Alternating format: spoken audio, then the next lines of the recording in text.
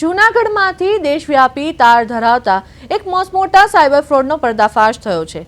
અલગ અલગ રાજ્યોના આશરે 66 જેટલા નિર્દોષ લોકો આ છેતરપિંડીનો ભોગ બન્યા છે, જેમાં અંદાજે ₹39.53 કરોડથી વધુની રકમ સરકારી અને ખાનગી બેંક ખાતાઓમાં જમા કરાવી રાતોરાત સગેવગે કરી દેવામાં આવી હતી।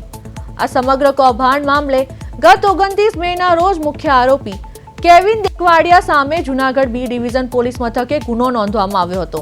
તપાસમાં બહાર આવ્યું છે કે આ કાળા કારોબારમાં જૂનાગઢ, અમદાવાદ અને ઈવનનગર સહિતના વિસ્તારોના અન્ય 17 શખ્સોએ પણ કેવિનને સાથ આપ્યો હતો। પોલીસે આ મામલે કડક કાર્યવાહી કરતા માંગરોળ જેલમાંથી કેવિનનો ટ્રાન્સફર વોરંટના આધારે કબજો મેળવ્યો હતો અને તેને જૂનાગઢ કોર્ટમાં રજૂ કરીને 2 દિવસના રિમાન્ડ મેળવ્યા છે। સાયબર સેલ અને સ્થાનિક પોલીસ દ્વારા હવે આરોપીની આકરી પૂછપરછ કરવામાં આવી રહી છે। પોલીસ મુખ્યત્વે એ દિશામાં તપાસ કરી છે કે બેંક ખાતામાં ઠગાઈના આટલા મોટા નાણાં ક્યાંથી આવ્યા, કોના દ્વારા મોકલવામાં આવ્યા અને તેને કઈ જગ્યાએ ઉપયોગ કરવામાં આવ્યો છે।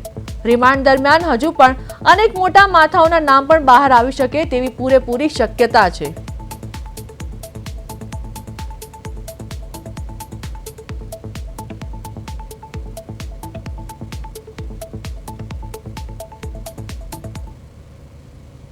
એકાઉન્ટના મુખ્ય આરોપી કેવિન રમેશ ડેકીવાડિયા, જેને પોતાના બેંક એકાઉન્ટમાં તથા એફઆઈઆરમાં દર્શાવેલા અન્ય 17 બેંક એકાઉન્ટ ધારકોના બેંક એકાઉન્ટમાં પ્રત્યક્ષ અને પરોક્ષ રીતે તેમના chequebook, passbook, debit card, credit card તથા સિમ કાર્ડ તમામનો ઉપયોગ કરી અને ભારતભરના અલગ અલગ રાજ્યના ભોગ બનનાર લોકોના જે નાણાં છે તે આ તમામના બેંક એકાઉન્ટોમાં મેળવી ઠગાઈ કરવાના ઈરાદે આ તમામ આરોપીઓએ સાથે મળી અને ગુનાહિત જે કૃત્ય કરેલું તે બાબતે બી ડિવિઝન પોલીસ સ્ટેશનમાં છેતરપિંડી, ઠગાઈ તથા આઈટી એક્ટ મુજબ ગુનો દાખલ કરવામાં આવેલો।